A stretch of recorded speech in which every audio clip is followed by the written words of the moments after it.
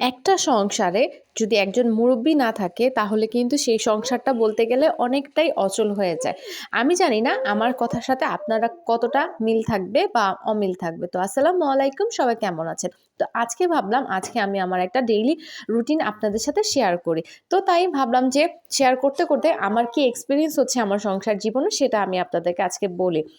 আমার শাশুড়ি মা, আমার বিয়ে হয়েছে প্রায় ৪ বছর প্লাস হয়ে গিয়েছে। তো আমার শাশুড়ি মা আমার সাথে সবসময় থাকতেন।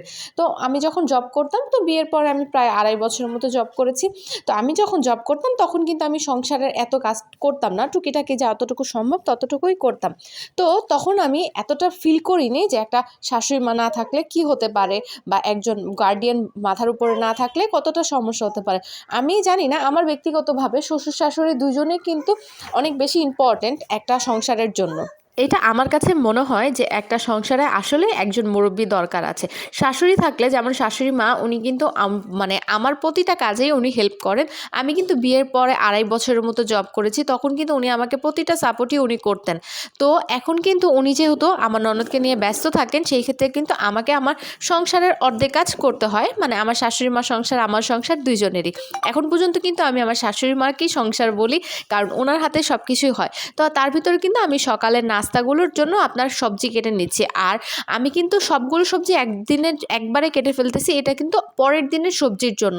কারণ আমি ঘুম থেকে উঠে মেয়ের খাবারটা রেডি করে আমি কিন্তু সব কাজ করতে চলে এসেছি। আর সবগুলো একবারে যদি আমি কেটে নিয়ে খুব সহজে রেডি করে রাখি, সেক্ষেত্রে কিন্তু আমার খুব বেশি একটা সমস্যা হবে না। আর মেয়ের বাবা যতক্ষণ আছে ততক্ষণের ভিতরে আমি কাটাকাটি করে ফেলতেছি, কারণ মেয়ের বাবা অফিসে চলে গেলে তখন আমার পক্ষে সম্ভব হবে না মেয়েকে একা নিয়ে।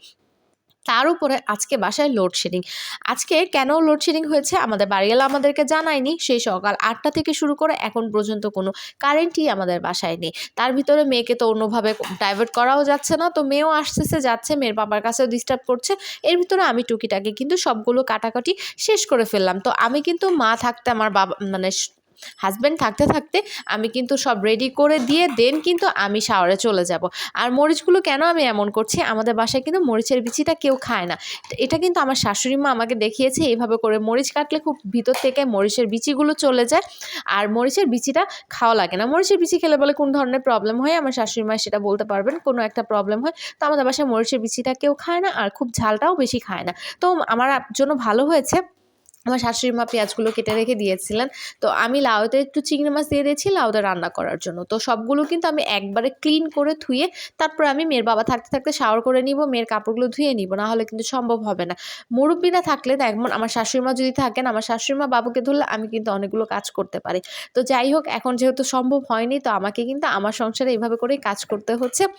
আর মা যেই ২টা জিনিস মা অন্যের হাতে খায় না, সেটা হচ্ছে মাছ আর হচ্ছে রুটি। সে নিজের মতো করে এটা পছন্দ করে, তাই মার রাত হলেও মা এই জিনিসটা নিজেই করে নেয়। তো তার ভিতরে কিন্তু আমি শাওয়ারে যাওয়ার আগে কিন্তু টমেটো টকটা বসিয়ে দিয়েছি।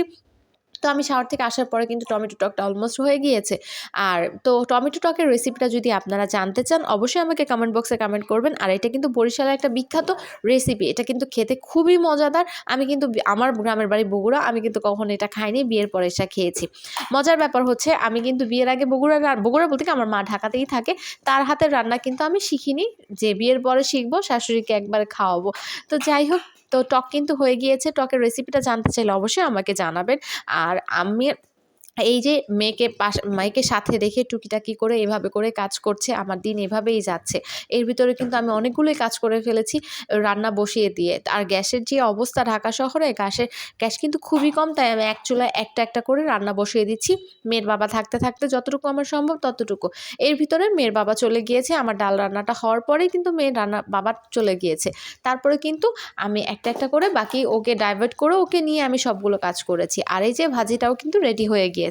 এরপরে আমি লাউটা বসিয়ে দিব। ভাজিটা হয়ে গেলে মোটামুটি আমার কাজ কমপ্লিট হবে। তারপরে যে ঘর গোছানোর কাজ, সেগুলো তো আছেই। তো আজকে ব্লগটা এই পর্যন্ত এখানে শেষ করছি।